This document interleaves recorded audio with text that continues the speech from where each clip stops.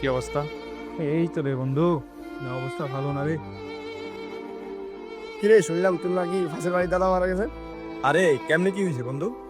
বলিস না, গতকালকে সারা দেশে আতশবাজি ফানুস উড়ানো নিষেধ ছিল। জানোসই তো শহরের যে অবস্থা, চারপাশে সবাই আতশবাজি ফুটাইছে।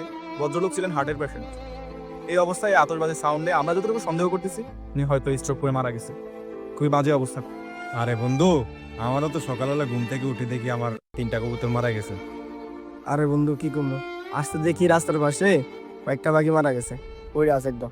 আচ্ছা ঠিক আছে, গতকালকে রাতে কর্মকাণ্ড থেকে এখন আপনারা বলেন যে আমরা কিভাবে উদযাপন করতে পারি, মানে সামনের আগামী ফেস্টিভ্যালগুলো আমরা কিভাবে উদযাপন করতে পারি। তাহলে এখন থেকে আমাদের এমন ভাবে উদযাপন করতে হবে যেন আমাদের কারো ক্ষতি না হয়। হ্যাঁ রে ভাই, ঠিকই বলছস। আমরা সবসময় নিজেদেরকে নিয়েই মেতে থাকি।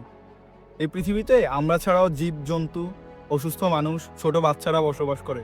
আমাদেরকে তাদের কথাও ভাবতে হবে। আনন্দ সবার জন্য এমনভাবে নিয়ে আসতে হবে, সবাই উপভোগ করতে হবে। হ্যাঁ, গান বাজনা আতশবাজি ছাড়াও উপভোগ করা যায় সুন্দরভাবে। তাহলে আমরা প্রতিজ্ঞা করি নতুন বছরে উদযাপন হবে শান্তি এবং মানবতার।